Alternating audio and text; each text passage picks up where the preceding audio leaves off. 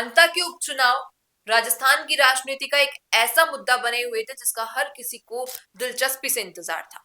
न केवल इसलिए क्योंकि उस वक्त नरेश मीणा इतने लोकप्रिय थे, लोग चाह रहे थे कि वो विधायक बने या नहीं बने। दूसरा सवाल ये कि उस वक्त प्रमोद जैन भाया को टिकट मिलनी चाहिए थी या नहीं मिलनी चाहिए थी, ये भी एक सवाल बना हुआ था, लेकिन पार्टी ने उन्हें ही चुना। तीसरी बात ये कि आखिर बीजेपी ने अपना प्रत्याशी चुनने में इतना वक्त क्यों निकाला, क्यों इतने लंबे समय बाद वहां पर प्रत्याशी चुना गया और कैंपेनिंग भी इतनी बड़ी नहीं हुई। ये सब सवाल जब खड़े हो रहे हैं और जब इस बीच मोरपाल सुमन भी कह रहे हैं कि मेरी हार के पीछे बीजेपी के ही 3 विधायक और कुछ पदाधिकारियों का हाथ है, इन लोगों की वजह से मेरी हार हुई है, बीजेपी की हार हुई है। आज इस वीडियो में तमाम उन मुद्दों पर गौर करेंगे जो मोरपाल सुमन के इस तथाकथित स्टेटमेंट से जुड़े हुए हैं, तो वीडियो के अंत तक बने रहिएगा। नमस्कार, मैं हूं अंकिता और आप देख रहे हैं द फैक्ट इंडिया। इस वक्त मेरे साथ वरिष्ठ पत्रकार वन बंसाली यहाँ पर है। सर, 3 विधायकों का नाम आता है, राधेश्याम बेरवा का नाम आता है, चंद्रकांता मेघवाल का नाम आता है और प्रताप सिंह सिंघवी का नाम आता है। ये 3 विधायक और कुछ पदाधिकारियों का नाम आ रहा है कि मोरपाल सुमन की हार के पीछे ये लोग हैं, क्योंकि ये लोग पार्टी के साथ नहीं चले, पार्टी के लिए गलत कहा और दूसरे प्रत्याशी यानी कि जो प्रमोद जैन भाया हैं उनके साथ मिले हुए थे, केवल और केवल इसलिए ताकि इनकी विधायकी बची रहे और इनकी जगह कोई और ना आ पाए। देखिए, बहुत बड़े सवाल खड़े किए हैं मोरपाल सुमन ने और एक बहुत इंपॉर्टेंट बात इसमें जो समझने वाली है वो ये है कि प्रताप सिंह सिंघवी हो, मेघवाल हो या बैरवा हो, ये तीनों के साथ साथ सवाल और भी उठते हैं कि हाड़ौती से तो मदन दिलावर भी थे। रुकिए और जरा ध्यान से सुनिए। क्या आप हमारी इन खबरों से अपने व्यापार को भी बढ़ाना चाहते हैं? तो आप भी खबरों के दौरान इस तरह के एलिमेंट्स पर अपना विज्ञापन दे सकते हैं, या फिर ऐसे खबर के 1 मिनट बाद अपना पूरा विज्ञापन डलवाएं, जो कि 8 लाख से ज्यादा सब्सक्राइबर्स और फॉलोअर्स वाले द फैक्ट इंडिया चैनल्स और पेजेस से राजस्थान के कोने कोने में पहुंचेगा और इससे आपका व्यापार। हाड़ौती से मदन दिलावर के अलावा भी और कई बड़े लीडर थे जो नहीं पहुंचे। मीणा समाज के किरोड़ी लाल मीणा कहाँ थे, जो मीणा समाज के वोट ला सकते थे, क्योंकि माली के बाद तो दूसरा सबसे बड़ा तबका वहां मीणा समाज का ही था, क्यों नहीं आए वो। फिर एक तीसरी बात और है कि हाड़ौती से एक और इम्पोर्टेंट आदमी भी आते हैं जो आज मिनिस्ट्री पोजीशन होल्ड कर रहे हैं, हीरालाल नागर, वो कहाँ थे। तो ये 3 नाम तो इन्होंने लिखे हैं, 3 और ये नाम है जो होने चाहिए थे, वो क्यों नहीं थे। बिल्कुल। और अगर पार्टी का टिकट मिला है तो इसका मतलब पार्टी का यथासंभव हर इन्फ्लुएंसर आदमी वहां पे होना चाहिए था जिसका हाड़ौती में इन्फ्लुएंस है, वो नहीं था। अब आप सोचिए, हीरालाल नागर अगर हाड़ौती के हैं, किरोड़ी लाल मीणा के साथ मदन दिलावर जो खुद हाड़ौती के हैं, ये दोनों पिछड़ी जाति के आते हैं। पिछड़ी जाति के मीणा समाज के वोट अगर बहुत सारे और मिल जाते मोरपाल सुमन को, तो आज मोरपाल सुमन बहुत जबरदस्त तरीके से बढ़त बना सकते थे। बिल्कुल। तो ये सारे सवाल उठाना लाजमी है, लेकिन मोरपाल सुमन ने नाम कम लिखे, नाम 3 से 4 नाम और होने चाहिए थे। आप पराकाष्ठा तो ये देख लीजिए कि किरोड़ी लाल मीणा जो कि भाजपा में आज की डेट में ईस्टर्न राजस्थान कह लो, मीणा समाज कह लो, उसके सबसे बड़े नेता है, इसके बावजूद वो कोटा तक आए, लेकिन अंता नहीं आए उन्हीं दिनों में जिन दिनों में इलेक्शन प्रचार चल रहा था। जी। क्या ये बहुत बड़ा सवाल नहीं उत्पन्न हो रहा था? ये सवाल तब भी पूछे गए थे, लेकिन इसका किसी के पास कोई जवाब नहीं था। भाजपा की अंतर्कलह एकदम सामने आ चुकी थी। अब मोरपाल सुमन ने ये चीज बोल दी क्योंकि कहीं ना कहीं पॉलिटिकल करियर पे तो उनके प्रश्न चिन्ह लग गया ना।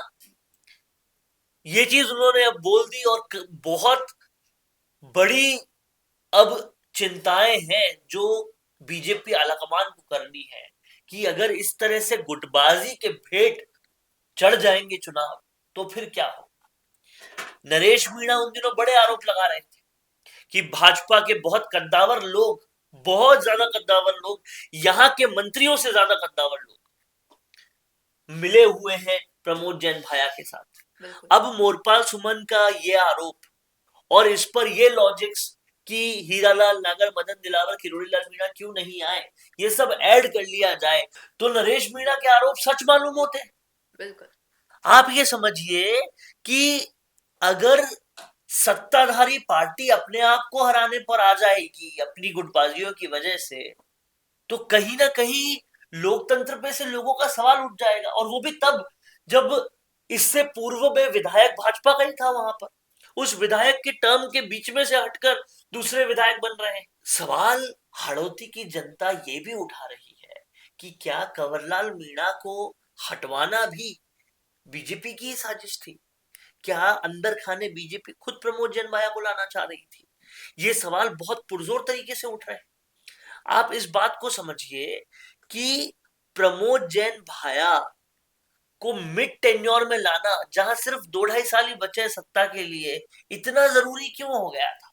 और कंवरलाल, एक बहुत बड़ा लॉजिक मैं आज इस वीडियो में देके जा रहा हूं, उस लॉजिक को सोचिएगा कि जब कैमरे पे सामने आया हुआ रेवत राम डांगा की विधायकी बीजेपी जाने नहीं देती, तो कंवरलाल मीणा की कैसे जाने दी? कंवरलाल मीणा ने तो एसडीएम पर महज धमकाने स्वरूप ही काम किया था, वो तो नरेश मीणा भी कर चुका है। अगर आपने रेवत राम डांगा को बचाया तो कंवरलाल मीणा को क्यों नहीं बचाया? ये सारे सवाल बेहद अहम है। प्रमोद जैन भाया को जितवाना क्या हर खेमे के लिए जरूरी हो गया था? और क्या हाड़ौती के अंदर जो बीजेपी के 2 फाड़ है वो साफ नजर आ रहे हैं? क्या बीजेपी के अंदर के कुछ लोग चाह रहे थे कि किसी भी तरीके से मोरपाल सुमन हारे? वसुंधरा राजे के निकलने के बाद, पूरा चुनाव मैनेज करने के बाद मोरपाल सुमन कैसे हार गए? ये सारी बातें अब और बड़ी हो गई है जब मोरपाल सुमन ने खुद कुछ आरोप लगा दिए हैं। तो अंता की जीत प्रमोद जैन भाया की और अंता में बीजेपी की हार, ये बड़ा सवाल खड़ा करती है। और ऐसे में हनुमान बेनीवाल के वो आरोप भी याद आते हैं कि ये दोनों एक ही टीम से खेलते हैं। बिल्कुल। वहीं सर, जैसे आपने नाम तो ले ही लिया कुछ लोगों का, लेकिन अब इस वक्त जो एक और अहम मुद्दा बना हुआ है वो ये कि मोरपाल सुमन ने राज्य सरकार को अवगत कराने से पहले केंद्र सरकार के पास ये लिखित में भेजा। उसके बाद हमारे मुख्यमंत्री को ये पत्र भेजा कि ऐसा ऐसा कुछ हुआ था तो इन्वेस्टिगेशन होनी चाहिए। और सबसे बड़ा सवाल तो ये बनता है कि जब इतना कुछ अंदरूनी रूप से चल रहा था तो क्या बड़े लीडर्स यानी कि मुख्यमंत्री और बाकी मंत्रियों को ये बात नहीं पता थी कि ऐसा कुछ चल रहा है अंता की उपचुनाव सीट पर? देखिए, दोषी के दामन में सवाल नहीं खड़े किया जा सकते, या दोषी के दामन में जाकर इंसाफ की गुहार नहीं लगाई जा सकती। इसीलिए वो स्टेट में नहीं आए, वो केंद्र में पहले गए। क्योंकि ये गुटबाजियां तो स्टेट की खुद की है, जिसकी वजह से मोरपाल सुमन आज नहीं जीत पाए। उसकी शिकायत पहले स्टेट में ही कर देंगे तो क्या फर्क पड़ेगा? आपको उसके ऊपर ही करनी पड़ेगी, इसलिए उन्होंने पहले शिकायत केंद्र में की और फिर एक फॉर्मेलिटी पूर्वक शिकायत स्टेट में भी कर दी। मोरपाल सुमन कहीं ना कहीं भाजपा में अब वो सवाल खड़ा कर रहे हैं कि जिन गुटबाजियों के आरोप लगा लगा कर आपने कांग्रेस सरकार को गिराया कि पायलट और गहलोत में टकरार है, गुटबाजियां चल रही है, ये कैंप वो कैंप चल रहा है, आप खुद भी तो उसी चीज के आरोपी हो। बिल्कुल। अब जब ये सवाल खुद बीजेपी के एक विधायक प्रत्याशी ने उठा दिया है तो ये वाकई बड़ा सवाल है, क्योंकि मोरपाल सुमन की साख तो धूमिल हुई है, उनका सवाल उठाना बनता भी है। अब देखना ये होगा कि इस पर बीजेपी आलाकमान कैसे रिएक्ट करती है। बिल्कुल। तो अब सवाल आपसे भी यही है, क्या लगता है आपको कि वाकई जो इस वक्त राजनीति में चल रहा है अंत उपचुनाव सीट में, क्या वाकई ऐसा हुआ था? और हुआ था तो क्या बड़े नेताओं को इसकी कोई भी जानकारी नहीं थी? क्या लगता है बताइएगा कमेंट में। धन्यवाद। बिजनेस अच्छा हो सकता है, लेकिन अगर नाम नहीं दिखा तो पहचान कैसे बनेगी? अब टेंशन छोड़िए, द फैक्ट इंडिया आपके बिजनेस को देगा वो पहचान जो पूरे राजस्थान में हर किसी तक पहुंचे। न्यूज चैनल पर विज्ञापन, पॉडकास्ट और प्रमोशन के जरिए आप सीधे 5 लाख सब्सक्राइबर और 10 करोड़ से ज्यादा व्यूज तक अपनी पहुंच बना सकते हैं। तो देर किस बात की, आज ही द फैक्ट इंडिया से जुड़िए और अपने बिजनेस को बनाइए हर घर का नाम।